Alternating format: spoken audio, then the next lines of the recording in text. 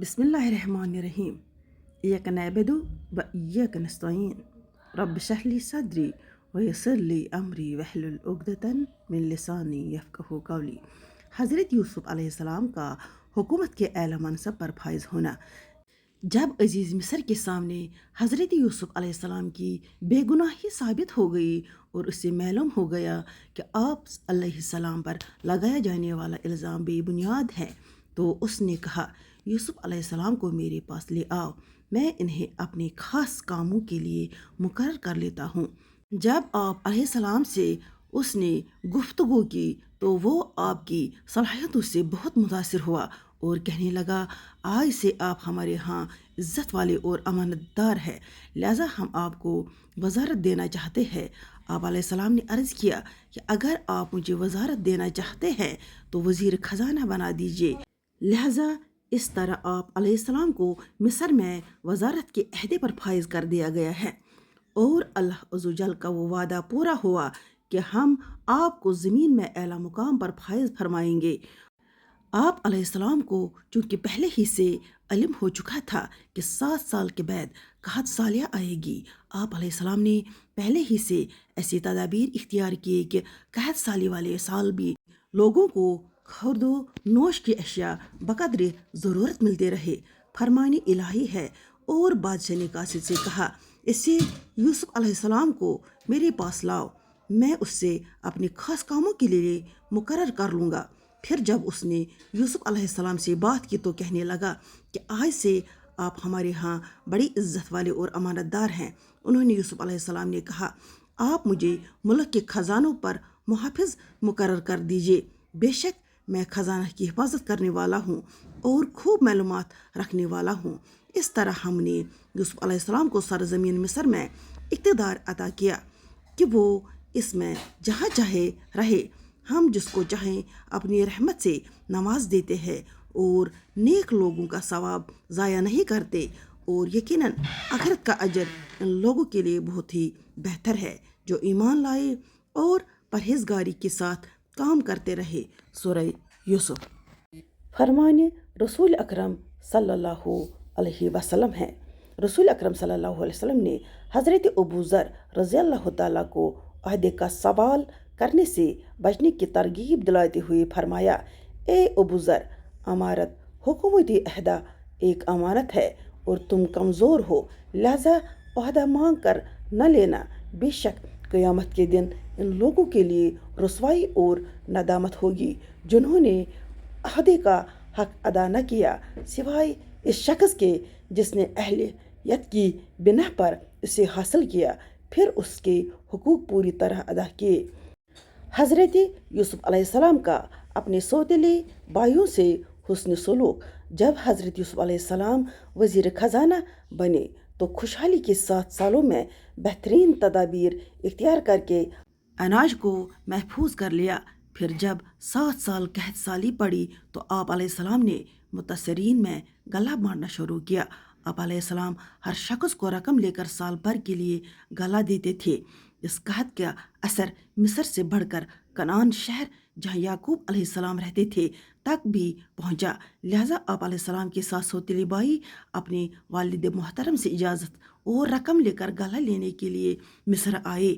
आप अलैहिस्सलाम ने इन्हें फ़ौरन पहचान लिया, लेकिन भाइयों ने नहीं पहचाना, क्योंकि जब उन्होंने आप अलैहिस्सलाम को कुएं में फेंका था उस वक़्त आप अलैहिस्सलाम बहुत छोटे थे।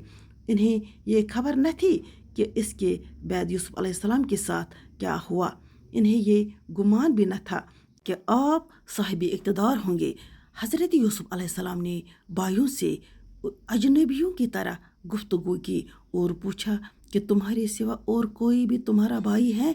उन्होंने कहा कि हम 12 भाई थे, हमारा एक सौतेला भाई जंगल में हलाक हो गया और उसका एक सगा भाई और है जो वालिद के पास है, वो हमारे साथ नहीं आया।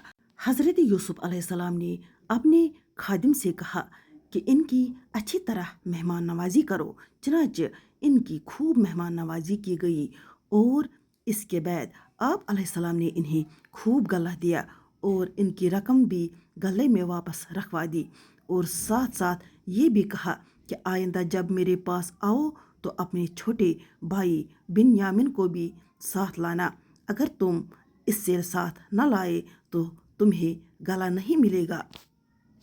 فرمان الہی ہے۔ اور جب یوسف علیہ السلام کے بھائی گلہ لینے مصر آئے اور وہ ان یوسف علیہ السلام کے پاس گئے تو انہوں نے یوسف علیہ السلام نے انہیں پہچان لیا، مگر وہ بھائی انہیں نہ پہچان سکے۔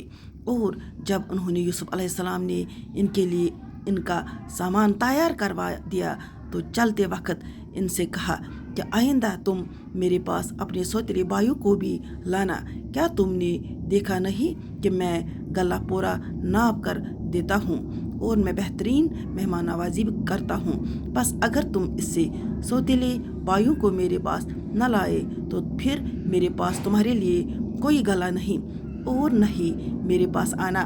انہوں نے بھائیوں نے کہا، ہم والد صاحب کو اس پر آمادہ کریں گے اور اس سے اپنے سوتیلے بھائیوں کو لانے کی پوری کوشش کریں گے۔ یوسف علیہ السلام نے اپنے خادمیوں سے کہا، ان کی جمع پونجی جو رقم انہوں نے گلے کے عوض دی ہے چپکے سے انہی کے سامان میں رکھ دو، تاکہ جب وہ لوٹ کر اپنے اہل و عیال میں جائے تو اس سے پونجی کی پہچان لے، شاید وہ اس طرح دوبارہ لوٹ آئے۔ سورہ یوسف۔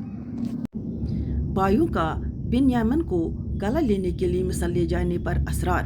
حضرت یوسف علیہ السلام سے گلہ حاصل کرنے کے بعد آپ علیہ السلام کے سوتیلے بھائی اپنے گھر پہنچے تو دیکھا کہ گلے کے اندر ان کی رقم بھی موجود تھی جس کے عوض انہوں نے گلہ لیا تھا۔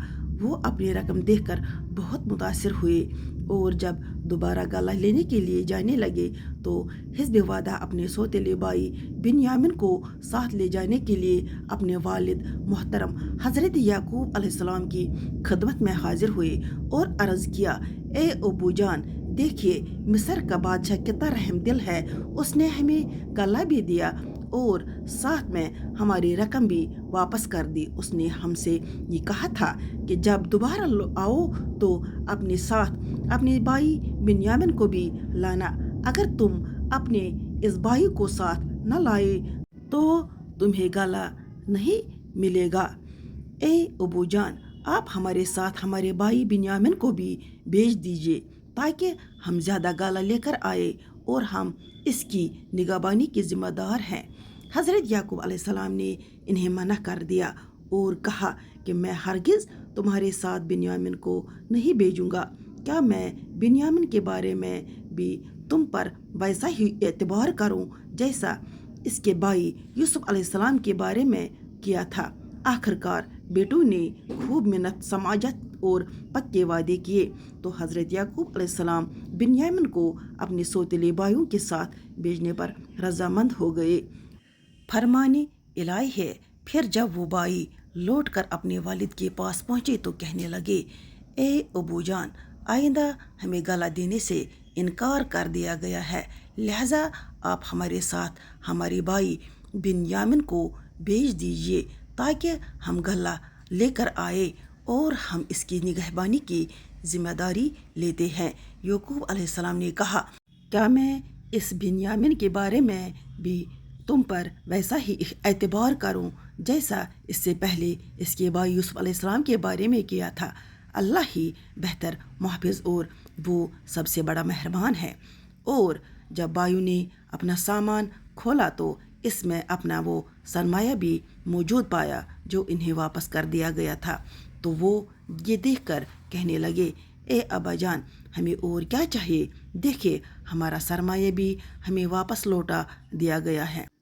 اب ہم جائیں گے اور اپنے اہل و عیال کے لیے مزید گلہ لائیں گے اور اپنے بھائی کی نگرانی بھی کریں گے اور ایک اونٹ کا گلہ زیادہ لائیں گے، یہ گلہ تو تھوڑا سا ہے۔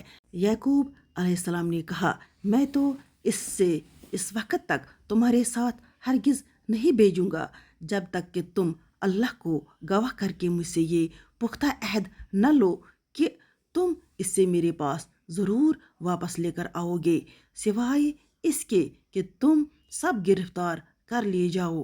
پھر جب انہوں نے اپنے والد سے پختہ عہد کر لیا تو انہوں نے یعقوب علیہ السلام نے کہا، دیکھو ہم جو کچھ کہتے ہیں اس پر اللہ نگہبان ہے، باقی اللہ حافظ.